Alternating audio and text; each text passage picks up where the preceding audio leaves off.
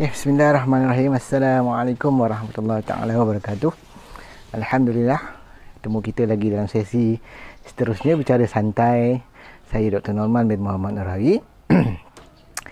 Okey, petang ni kita nak bercakap sikit sambungan daripada topik yang sebelum ni, iaitu apa sebenarnya makanan yang berbahaya kepada pesakit diabetes. Okey, apa dia? Okey. Kita tengok yang pertama sekali, makanan yang patut dihindarkan oleh pesakit diabetes adalah gula pasir. Kenapa dia berbahaya? Sebab gula pasir ni mengandungi dua je bahan dalam dia. Yang pertama adalah fruktosa dan yang kedua ialah glukosa. Yang mana fruktosa ni menyebabkan masalah keradangan, merosakkan hati, menyebabkan hati berlemak dan pelbagai komplikasi, dan juga termasuk menyebabkan masalah rintangan insulin.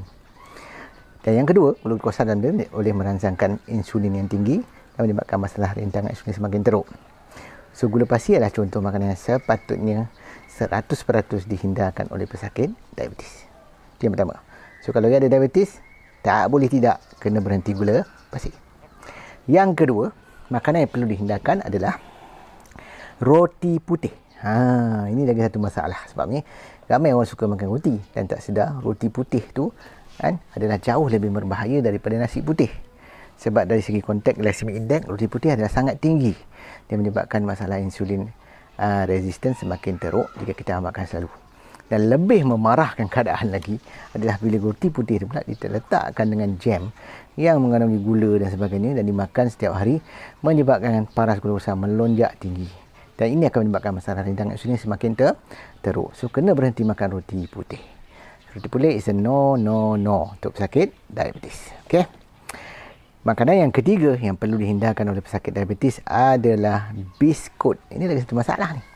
Sebab saya tengok ramai pesakit diabetes sangat suka makan biskut dan menganggap makan biskut tu adalah satu benda yang okey, selamat, simple, mudah, low kalori. Hanya mengira dari segi aspek kalori. Sedangkan biskut sebenarnya adalah dikira sebagai makanan proses yang tinggi gula, tinggi tepung gandum dan juga ada trans fat, iaitu margarin. Yang mana ketiga-tiga bahan ini menyebabkan keradangan yang teruk dalam tubuh. So, kalau orang ada diabetik suka makan biskut, dia akan menyebabkan penyakit diabetes semakin susah dikawal. So, keadaan yang lebih selamat ialah ambil makanan-makanan asli yang lain seperti buah-buahan, ke kacang yang jauh lebih baik dari segi glycemic indexnya. So, jangan makan biskut. Itu yang ketiga. Yang keempat adalah mi kuning. Ini masalah agak ni. Ini juga ada satu kegemaran bagi pesakit-pesakit diabetik sebab suka sangat makan mi kuning. Makan mi goreng lah kan. Mi laksa lah, suka makan mi rebus lah, semua menggunakan mi kuning. Apa masalah mi kuning? Yang pertama sekali dia dibuat dari tepung gandum yang mempunyai glycemic index yang tinggi. Mi kuning juga ada banyak bahan-bahan pengawet di dalam dia seperti boric acid dan sebagainya yang tidak baik untuk kesihatan, menyebabkan masalah keradangan semakin teruk. Di samping tu juga mi kuning ada pewarna yang tidak baik untuk kesihatan, menyebabkan masalah keradangan. Sebab tu pengambil mi kuning adalah satu pemakanan yang salah. Yang lebih teruk lagi kalau makan pula mi segera. Yang lebih teruk lagi lah, sebab banyak lagi benda-benda yang tak elok di dalam mi segera. So, kena hindarkan dua-dua mi ni, mi kuning ataupun mi segera.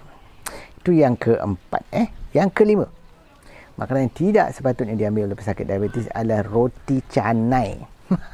Ini masalah juga ni. Kadang-kadang kita ni makan roti canai kosong tanpa rasa bersalah. Kita rasa alah, kalori tak tinggi kan, dan tak ada telur. Saya makan roti kosong tak ada roti telur. Sebab menganggap telur tak elok. Padahal sebenarnya roti kosong adalah jauh lebih berbahaya berbanding roti telur sebab glycemic indexnya adalah lebih tinggi. Sebab tu kita kena faham konsep pemakanan yang sebenar ialah mengawal paras glukosa dengan mengira jumlah glycemic index. Bukan hanya mempertimbangkan soal ada telur atau tak. Mempertimbangkan soal ada lemak atau tak. Itu tak betul.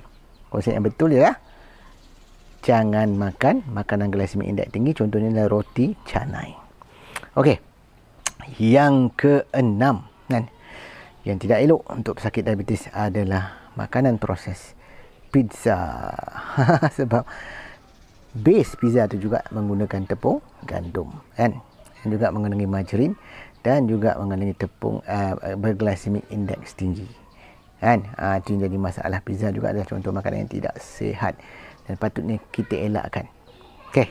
Dan yang terakhir, yang ketujuh, makanan yang patut dihindarkan oleh pesakit diabetes adalah burger.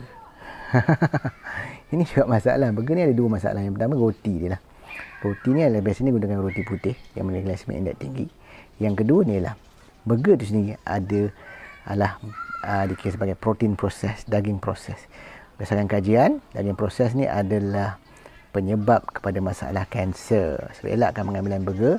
Melainkan you burger buat sendiri dan gunakan roti keto sebagai gantinya. Kan? Kalau burger-burger yang biasa, tidak sepatutnya diambil dan dimakan oleh pesakit diabetes. Itulah 7 ringkasan, list yang saya naraikan menjadi kegemaran banyak pesakit diabetes tanpa sedar bahayanya. Lalu jika anda pesakit diabetes, elakkan 7 makanan yang berbahaya. 7 yang menjahanamkan.